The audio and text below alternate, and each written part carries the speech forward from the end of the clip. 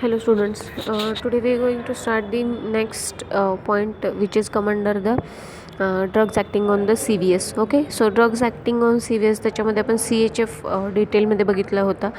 Now we are going to study the angina pectoris which is nothing but the anti-anginal drugs. म्हणजे angina pectoris म्हणजे काय, what are the goals of treatment for the angina pectoris आणि anti-anginal drugs which is nothing but the classification of the anginal drugs. हा detail study आपण याच्यामध्ये बघणार आहे. Okay, so first we need to see that is what is the angina pectoris. Okay, so it is nothing but the part of the ischemic cardiac diseases. That is nothing but it come under the diseases of the ischemic heart disease. Okay, IHD ज्याला आपण म्हणतो short फॉर्ममध्ये, तर त्याच्या अंडरच हे येतात. तर ते आता आपण डिटेल 1 by 1 पॉईंट बघू. Then you can easily understand what is the angina pectoris. Okay, so it is the clinical syndrome of the ischemic heart disease. Okay, as I said, it is come under the ischemic heart disease or the yes, as it is come under the ischemic heart disease. So it is the clinical syndrome of the ischemic heart disease which is characterized by, means it can be identified by typical substernal pain. Okay, substernal pain म्हणजे स्टर्नमच्या खाली थोडंसं खालच्या भागामध्ये हे pen observe होतं.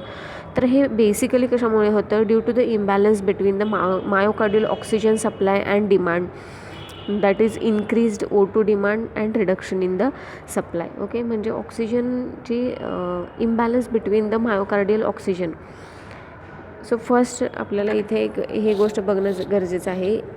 Heart itself provide the blood और oxygenated blood to the all parts of the body, but हार्टचे जे मसल्स आहेत which are nothing but the myocardial muscles ज्याला आपण म्हणतो, त्यालासुद्धा ब्लड म्हणजे ते पंप होण्यासाठी किंवा त्याची जी ॲक्शन आहे किंवा त्याचं काम त्याला करण्यासाठी it require obviously oxygenated blood.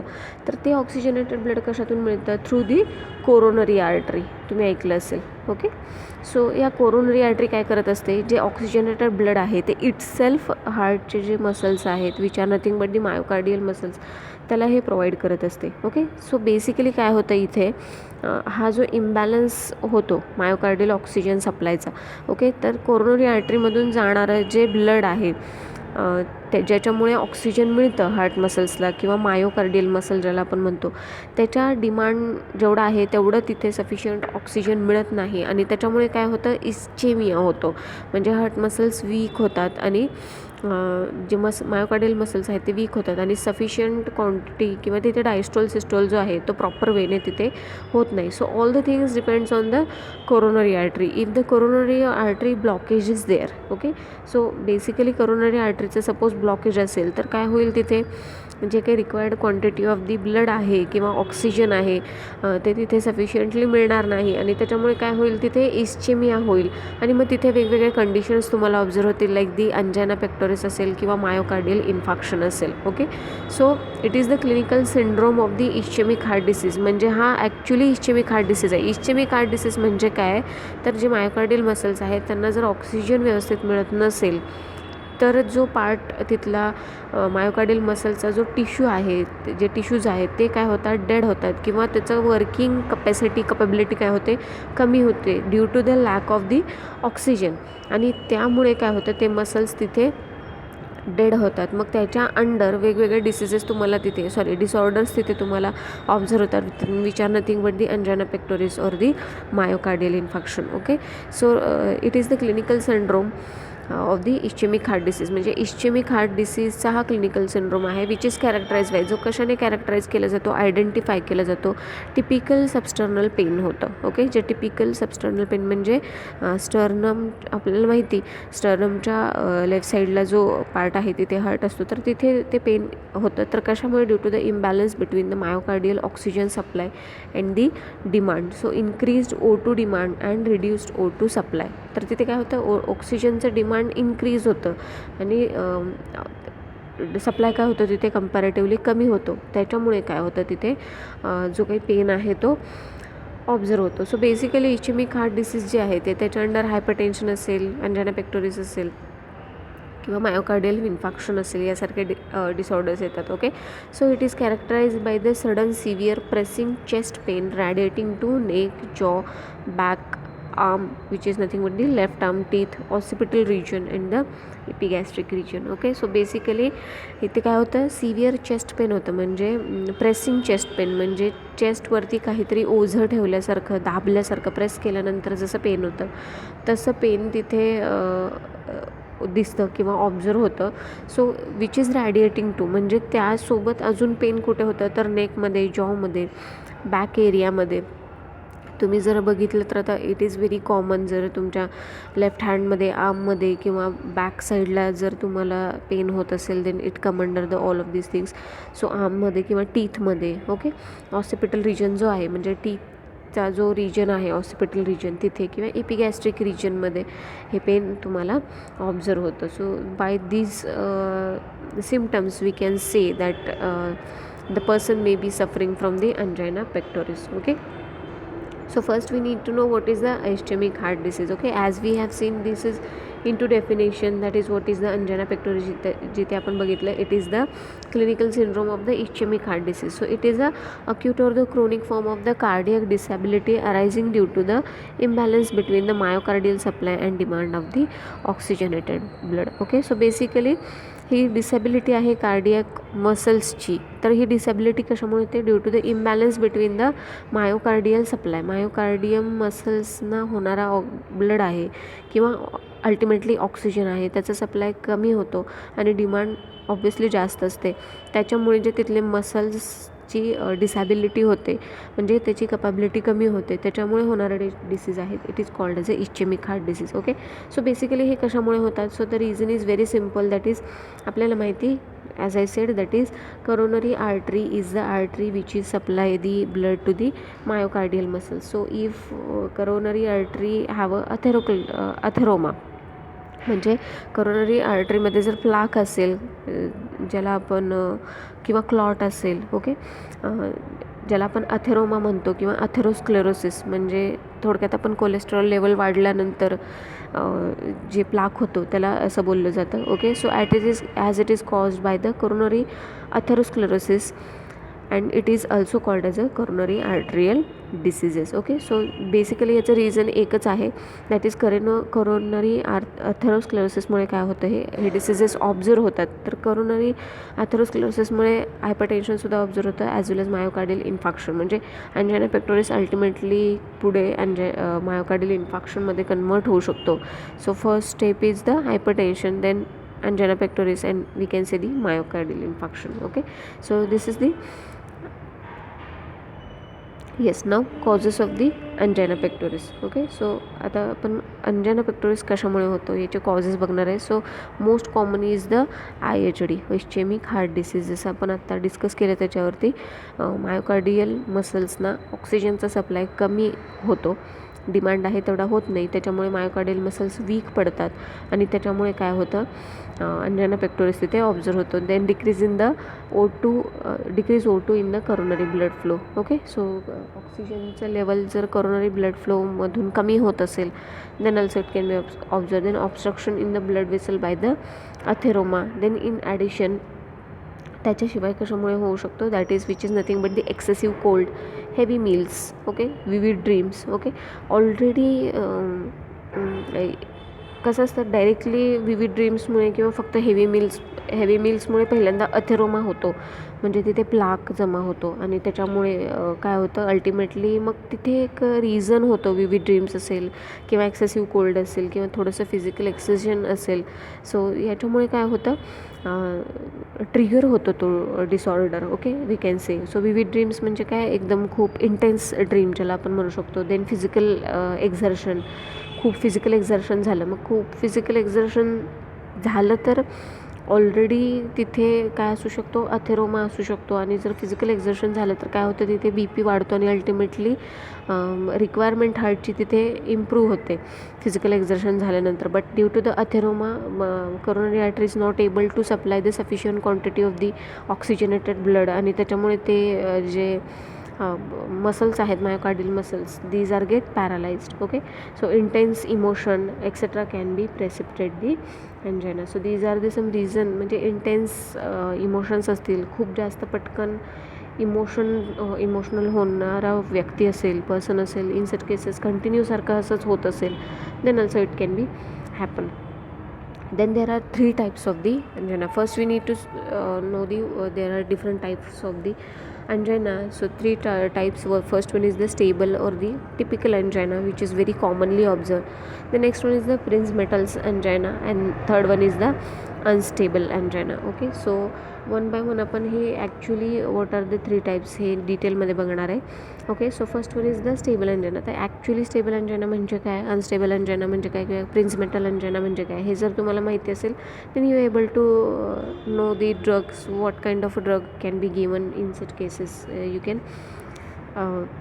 Can identify. Okay, so it is characterized by the attack of pain due to the physical exertion or the emotional excitement and relieved by the absolute rest. Okay, so हे generally कशाने characterise केलं जातं. So pen होतं, chest pain जसं आपण बघितलं, pressing chest pen observe होतं. तो कशामुळे होतो, due to the physical exertion और may be emotional excitement. Okay, physical exertion excessive झालं किंवा थोडं जरी झालं तरीसुद्धा फिजिकल एक्झर्शन असेल किंवा इमोशनल एक्साइटमेंट असेल, अशा केसेसमध्ये काय होतं, हे किंवा यावेळी ते मेजरली ऑब्झर्व होतं. आणि हे रिलीव्ह कधी होतं, बाय ॲब्सोल्यूट रेस्ट. म्हणजे चेस्ट पेन होतं आहे आणि रेस्ट घेतली तर हे काय होतं, रिलीव्ह होतं. Okay, so during this attack there is a depression of the ST segment. Okay, so P जो हार्टबीट आहे त्याचा एक ग्राफ असतो PQRST, तर तो T आहे त्याचं डिप्रेशन असं तुम्हाला इथे जास्त प्रमाणात तिथे तुम्हाला ऑब्झर्व होतो. ओके, सो स्टेबल अंजना म्हणजे काय, obviously it is characterized by the pain. Okay, so pain, chest pain, which is nothing but the which is observed or which can be occur due to the physical exertion or the emotional excitement, and it is easily or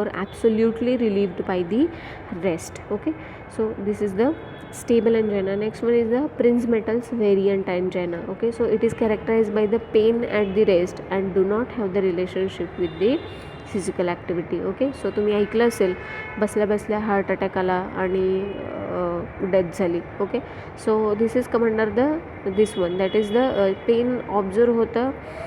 resting कंडिशनला सुद्धा काय होतं, there is a chest pain and it is not occur due to the physical activity और it does not have the any relationship with the physical activity. So the exact pathogenesis is not known but may occur due to the coronary vasospasm induced by the atherosclerosis or due to the release of the humoral vasoconstrictor. Okay, so exact pathogenesis तर याचं माहिती नाही आहे, but still they can say that it may be due to the coronary vasospasm. Okay, so coronary vasospasm झाल्यामुळे obviously due to presence of the atheroma तिथे vasospasm होतं आणि त्याच्यामुळे हे obviously due to the which is induce by the coronary atherosclerosis. म्हणजे coronary अथरोस्क्लेरोसिस आहे त्याच्यामुळे coronary व्हॅसोस्पाझम होतं आणि अल्टिमेटली त्याच्यामुळे जे चेस्ट पेन आहे ते तिथे ऑब्झर्व होतं or may be due to the release of the humoral vasoconstrictor. Okay, जसं की आपण बघितलं तर पॅरासिम्पॅथॅटिक आणि सिम्पॅथॅटिक नर्वस सिस्टीम जे आहेत त्याच्या काही कंडिशन्समध्ये हार्ट रेट किंवा वगैरे इन्क्रीज होतो. सो इन सच केसेस जर असे कोणते ह्युमरल व्हॅसोकॉन्स्ट्रिक्टर तिथे रिलीज झाले, in such cases also this can be happen. So during attack there is a elevated ST segment in the ECG. आता आपण बघितलं स्टेबल एंजायनामध्ये जी ST सेगमेंट आहे तिचं डिप्रेशन होतं, बट अपोजिट याच्यामध्ये काय होतं, ST सेगमेंट ह्याचं काय होतं, इलिव्हेशन होतं.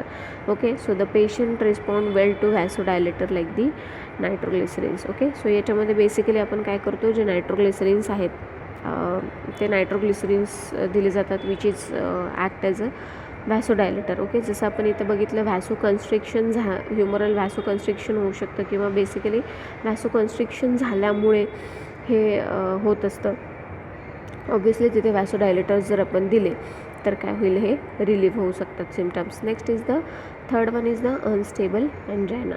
Okay, so it is the most serious pattern of the angina characterized by the frequent onset of pain for the prolonged duration even at the rest. Okay, unstable angina it is quite severe type of it. So याच्यामध्ये काय होतं, frequently याच्यामध्ये pen observe होतं even at the resting condition. म्हणजे खूप म्हणजे फक्त emotional distress झालं किंवा फिजिकल ॲक्टिव्हिटी झाली तरच तिथे पेन ऑब्झर्व होतं असं नाही. तर frequently continuously by some interval of time हे काय होतं, पेन ऑब्झर्व होतं. May be the person will be at the resting condition. Okay, so obviously it is again occur due to the blockage in the coronary artery. Coronary आर्टरीमध्ये blockage असल्यामुळेच हे होतं. So blockage is due to the thrombosis or the atherosclerosis. थ्रोम्बोसिसमुळे किंवा अथरोस्क्लेरोसिसमुळे हे blockage झालेलं असतं. And again it may lead to the ischaemic disease like the myocardial infarction. Okay, जर अंजना पेक्टोरिसमध्ये काय होतं, बेसिकली फक्त पेन होतं, चेस्ट पेन होतं. तर हे अल्टिमेटली वाढत जाऊन काय होतं, it is convert in to the myocardial infarction. Okay, so this is about the 3 types that is which is nothing but the stable angina, Prinzmetal's angina and the unstable angina. Okay, now next is we need to see the pathophysiology of the angina pectoris. So basically again same आपण ती same thing इथे परत repeat बघणार आहे. what is the process behind the formation or disorder of the angina pectoris. Okay, so first आपण बघणार आहे classical अंजायना. तर क्लासिकल अंजायना म्हणजे काय, टिपिकल अंजायना और which is nothing but the stable angina. हा बेसिकली कशामुळे होतो. So in this what happen, attack occur during the exercise, emotion और द ईटिंग. ओके, सो किंवा तुम्ही खूप वेळा असं ऑब्झर्व केलं असेल तर ईटिंग नंतर बऱ्याच जणांना चेस्ट पेन होतं.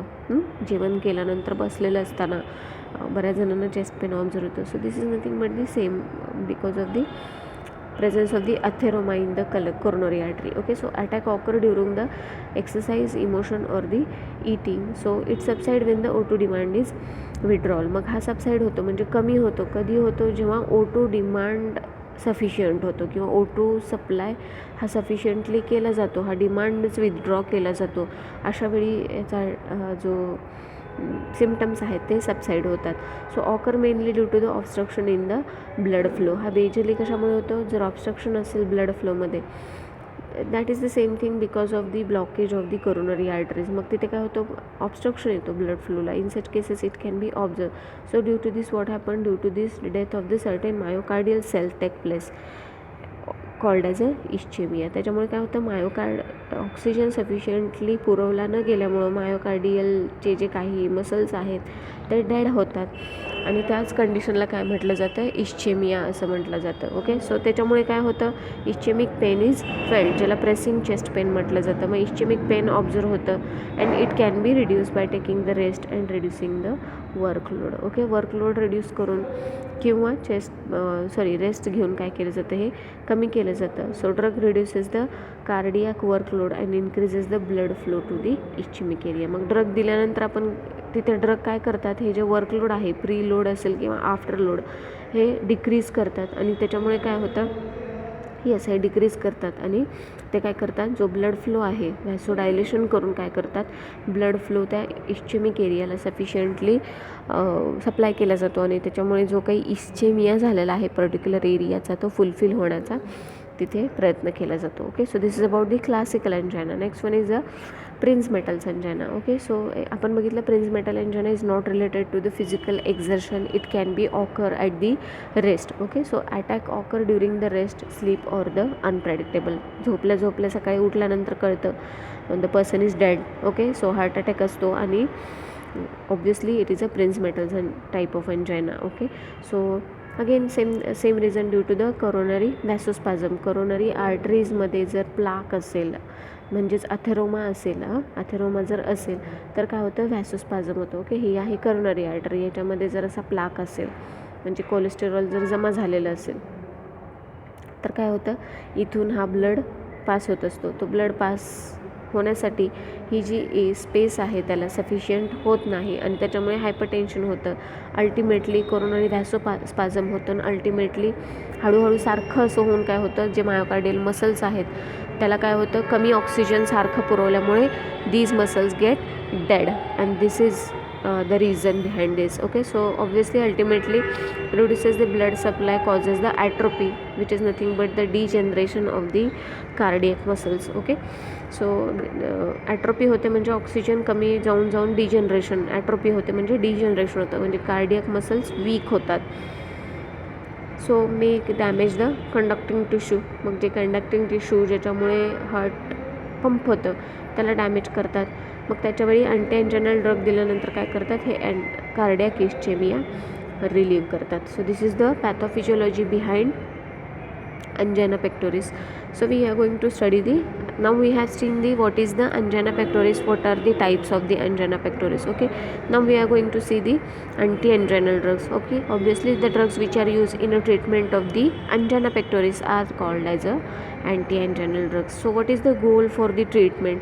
आता आपल्याला माहिती आहे angina pectoris म्हणजे काय, म्हणजे अंजना पेक्टोरिसमध्ये ॲक्च्युली होतं काय हे आपण पाहिलं. मग आता आपल्याला पहिल्यांदा तिथे गोल्स सेट करायला पाहिजे की कोणत्या टाईपचे मेडिकेशन किंवा असे कोणते मेडिकेशन आपण तिथे दिले पाहिजेत की ज्याच्यामुळे ज्याच्यामुळे आपल्याला तिथे फॉर एक्झाम्पल आपल्याला व्हॅसोडायलेटर असेल तर काय करतील, व्हॅसोडायलेटर वेसल्स जे आहेत ब्लड वेसल्स त्या डायलेट करतील आणि जो कमी झालेला ब्लड फ्लो आहे तो सफिशियंट पर्टिक्युलर इस्चेमिक एरियाला सफिशियंटली सप्लाय केला जाईल. Okay, so goals of treatment are nothing but the increasing the coronary artery blood flow by giving the व्हॅसोडायलेटर.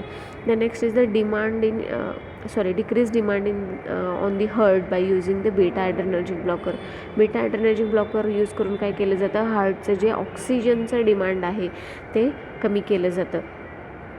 Then treat coronary artery disease. जर coronary artery disease like if there is any atheroma, okay, atheroma असेल, atherosclerosis असेल, in such cases it can be treated. So basically आपल्याला काय द्यायचे तिथे, व्हॅसोडायलेटर द्यायचे, beta adrenergic blocker द्यायचे आणि करोनरी आर्टरी डिसीज जर असेल तर ट्रीट करण्यासाठी जे मेडिकेशन रिक्वायर्ड आहेत ते आपण इथे द्यायचे आहेत. ओके, सो नेक्स्ट लेक्चरमध्ये आपण याचं क्लासिफिकेशन आणि जे काही त्याचं डोसेज वगैरे आहे तो स्टडी करणार आहे. So this is about the angina pectoris. Okay, so आपण काय बघितलं, what is angina pectoris, what is ischemic heart disease, ते कशामुळे होतात आणि अल्टिमेटली अंजाना पेक्टोरिस कशामुळे होतो हे आपण तिथे बघितलं, कॉजेस बघितले, त्याचे सिम्पटम्स बघितले, ॲज वेल एज आपण काय पाहिलं, टाइप्स ऑफ अंजाना पेक्टोरिस बघितले. So there are 3 types which is nothing but the stable, Prinzmetal's and the unstable angina. Okay, so त्याच्यानंतर आपण अँटी एंजायनल ड्रगची डेफिनेशन बघितली and goals for the treatment of the angina pectoris हे part आपण तिथे cover केला. नाव next लेक्चरमध्ये आपण क्लासिफिकेशन बघणार आहे. Okay, thank you.